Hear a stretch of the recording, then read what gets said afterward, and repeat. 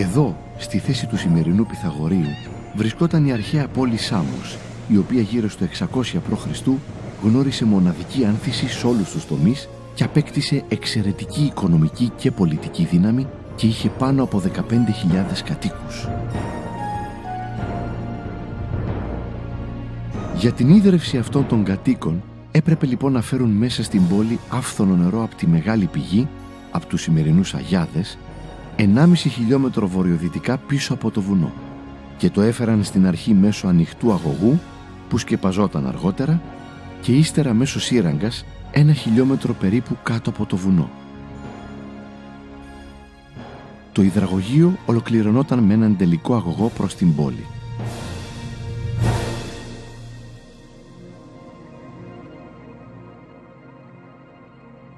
Είδεστε και πόσο βαθιά περνούσε, 180 μέτρα κάτω από το βουνό, η οριζόντια σύραγγα.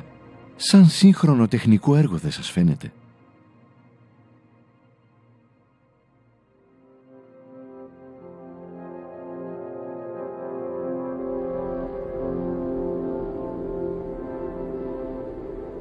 Ο μηχανικός της σύραγγας σκέφτηκε να χαράξει πρώτα το ίχνος της ευθύγραμμης σύραγγας πάνω στην επιφάνεια του βουνού, ανάμεσα στα δύο άκρα της. Στήθη δεξιός. Ευωνίμως μετάστηθη.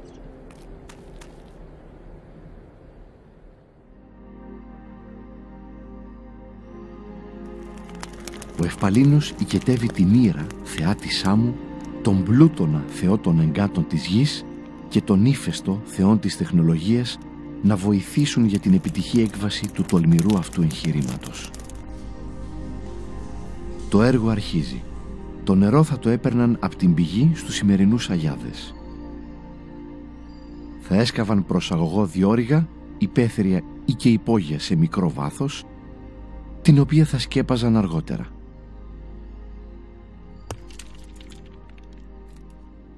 Και θα συναντούσαν το βορεινό στόμιο της εξκαφής.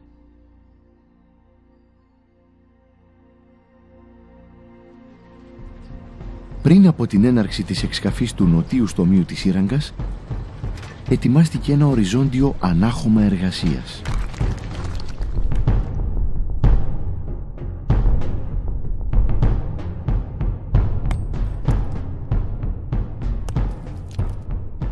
Έτσι άρχισε η εξκαφή της σύραγγας και από τις δύο μεριές.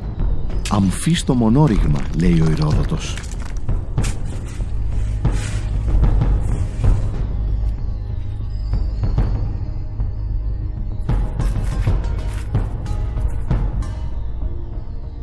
Έπρεπε όμως να ελέγχεται συνεχώς η ευθυγραμμία και η οριζοντιότητα της εξκαφής. Στον άξονα του δαπέδου τοποθετούν ένα φανάρι για να ελεγχθεί ίσως η ευθυγραμμία. Η αυστηρή ευθυγραμμία της διάνοιξης ελεγχόταν συνεχώς με μία απλή διόπτρα. Τα κοντάρια στην πλαγιά έδειχναν σε ποια ευθεία έπρεπε να βρίσκεται ο άξονας της σύραγγας. Και ο χοροβάτης, με την αλφαδιασμένη επιφάνεια νερού στη μέση του, έλεγχε συνεχώς την αλφαδιά του πυθμένα της σύραγγας.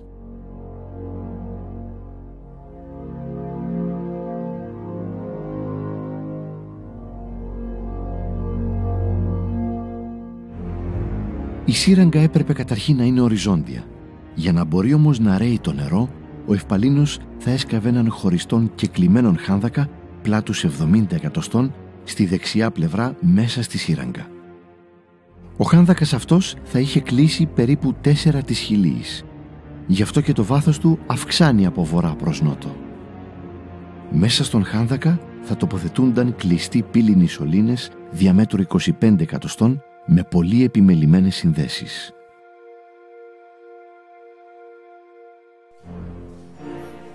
Έτσι λοιπόν προχωρούσε η διάνοιξη της σύραγγας από τα δύο μέτωπα. Όσο πιο μέσα προχωρούσαν, τόσο περισσότερα λιχνάρια χρειάζονταν.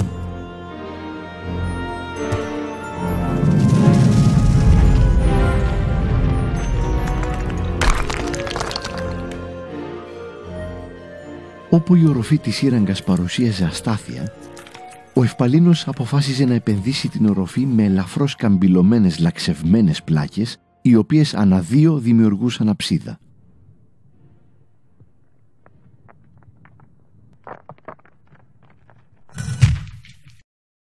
Καθώς όμως προχωρούσαν όλο και βαθύτερα μέσα στο βουνό, έπρεπε να μετράνε το μήκος της σύραγγας. Με τις οδηγίες λοιπόν του Ευπαλίνου, κάθε 10 οργές σημάδευαν στο τείχομα της σύραγγας το σύμβολο των δεκάδων του ελληνικού αλφαβήτου. Ιώτα, κάπα, λάμδα κτλ.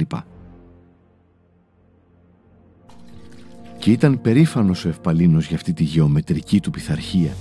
Μέσα σε ένα από αυτά τα μετρούμενα διαστήματα μάλιστα, έβαλε και έγραψαν με μεγάλα κόκκινα γράμματα τη λέξη παράδεγμα.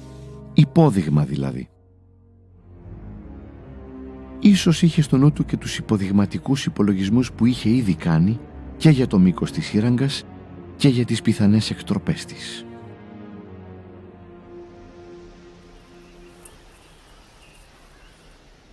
Σε ευχαριστώ για τους κόπους σου. Πάμε πολύ καλά στις ευθυγραμμίες και στην οριζοντιότητα των δύο κλάδων της σύραγγας. Έχω όμως ορισμένες ανησυχίες για το πέτρωμα που συναντάμε στον βόρειο κλάδο, αλλά θα δούμε. Σήμερα θέλω να σε ενημερώσω για το πώς έχω φανταστεί τη συνάντηση των δύο κλάδων ύστερα από λίγα χρόνια με τη βοήθεια του Διός. Θέλω πρώτα η συνάντηση να γίνει ακριβώς κάτω από την κορυφή του βουνού, για να μπορείς με σιγουριά να ελέγχεις τις δύο ευθυγραμμίες με τη βοήθεια των κονταριών στην κάθε μια πλαγιά. Αλλά όπως ξέρεις, μόνο οι θεοί είναι αλάθητοι. Φοβάμαι ότι ύστερα από τόσες χιλιάδες πόδες θα έχουν ξεφύγει οι ευθείες μας και θα κινδυνεύουμε να μην συναντηθούν οι δύο κλάδοι. Γι' αυτό έχω προβλέψει, μόλις ο νότιος κλάδος φτάσει τα 1200 πόδια μήκος, θα τον στρίψουμε λίγο προς Ανατολάς. Και αργότερα, μόλις ο βόρειος κλάδος φτάσει στα 1800 πόδια μήκος, θα τον στρίψουμε και αυτόν λίγο προς Ανατολάς. Υπολόγισα δε ότι τα σημεία όπου στρίβουν οι δύο κλάδοι θα απέχουν μόνο 70 πόδια μεταξύ τους. Έτσι λοιπόν θα χτυπήσει ο ένας πάνω στον άλλο αναγκαστικά, όποιο σφάλμα ευθυγραμμίας και αν έχουμε κάνει. Είσαι στα αλήθεια θαυμάσιος, Ευπαλίνε. Ναι, θαυμάσια η σκέψη, έστω και συντηρητική. Αλλά ο καλός επιστήμον ποτέ δεν ξεχνά τις αβεβαιότητες. Επιστάτα, νεύρο!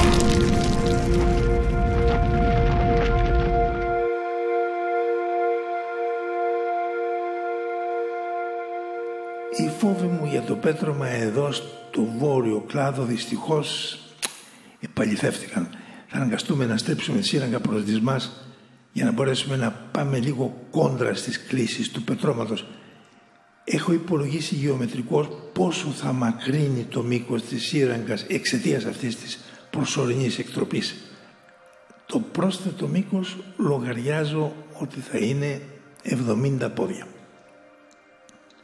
Αυτή την επιμήκυνση θα την σημαδέψετε πρώτον πάνω στο τείχομα της εστραμμένης σύραγγας με το γράμμα μη τόνος.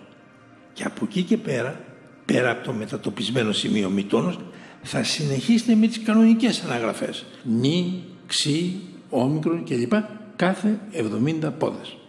Έτσι, όταν θα ξαναεπιστρέψουμε στην ευθυγραμμία μας, θα βρεθούμε στο κανονικό μας σημείο όμικρον. Εκτρέπονται λοιπόν προς τα δεξιά και σε λίγο πέφτουν στο σκοτάδι και πολλαπλασιάζουν το πλήθος των λιχναριών.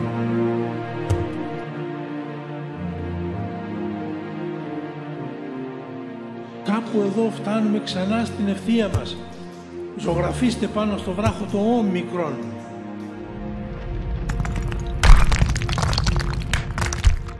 Παιδιά, το πέτρωμα όμως δεν βελτιώθηκε. Θα συνεχίσουμε στην ίδια λοξή κατεύθυνση, την ευθεία όμικρον τάφ, και θα διατρέξουμε άλλο ένα τέτοιο τρίγωνο από την αντίπερα, την ανατολική μεριά, όπως κάνει ο πλοίαρχος κινούμενος πεσοειδός για να αποφύγει να τον χτυπούν τελείως από δίπλα τα κύματα.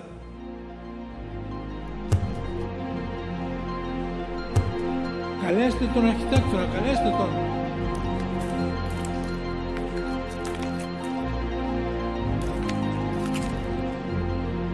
Τώρα πάμε καλά.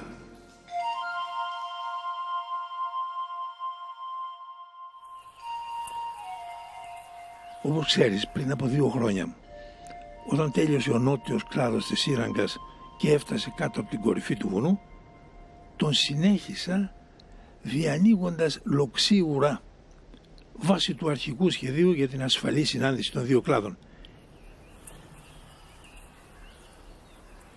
Να μια λεπτομέρεια από την πινακίδα που σου είχα δείξει προκαιρού, θυμάσαι?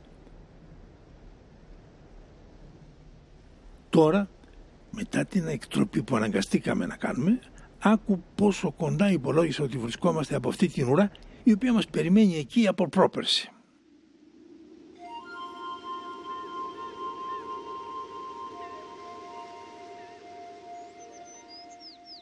Συνολικό μήκος 3.500 πόδες. Μήκος βόρειου κλάδου 1.770 πόδες. Νότιου κλάδου 1.470 πόδες. Ο βόρειος και νότιος μαζί μέχρι σήμερα 3.240. Διαφορά από το συνολικό μήκος 260 πόδες. Τώρα λοιπόν μπορούμε να κινηθούμε παράλληλα με την παλιά ευθυγραμμία, αλλά ξεκινήστε μια στροφή 4 στα 10. Κουράγιο παιδιά, πλησιάζομαι. Θέλω τώρα να στρέψουμε ξανά προς τα δεξιά με γωνία 1 προς 1. Θα διανοίξουμε 70 πόδες και τότε πλέον θα ξαναστραφούμε στα ίσια και σας υπόσχομαι ότι με άλλα 70 πόδια θα ξετρυπήσουμε. Κουράγιο παιδιά μου, απόγονοι εσείς των Δελφίνων.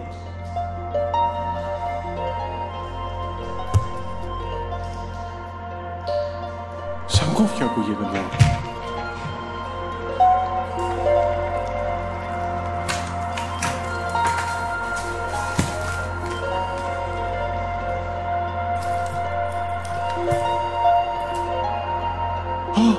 Ήρα Θεά Θεσπέσια.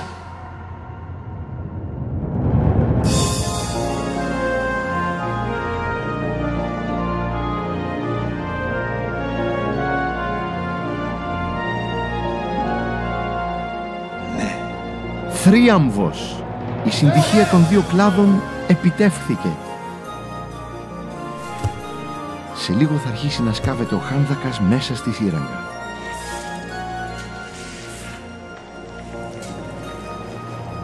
Με κατάλληλη κλίση μέσα στον χάνδακα θα τοποθετηθούν οι πύληνοι σωλήνες για τη μεταφορά του νερού. Αυτή η φάση έργων κράτησε κάμποσους μήνες ακόμα.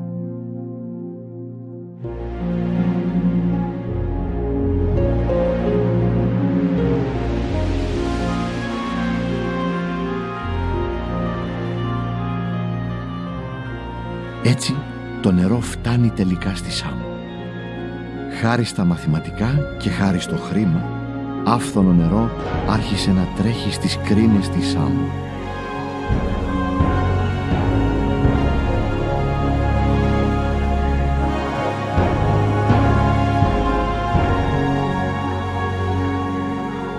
Κάτι σπουδαίο φαίνεται πως γίνεται πέρα στο μεγάλο ναό της Ήρας. Ο λαός αναγνωρίζει την πολύτιμη προσφορά του Ευπαλίνου. Δίκαιη αποθέωση του μεγάλου μηχανικού.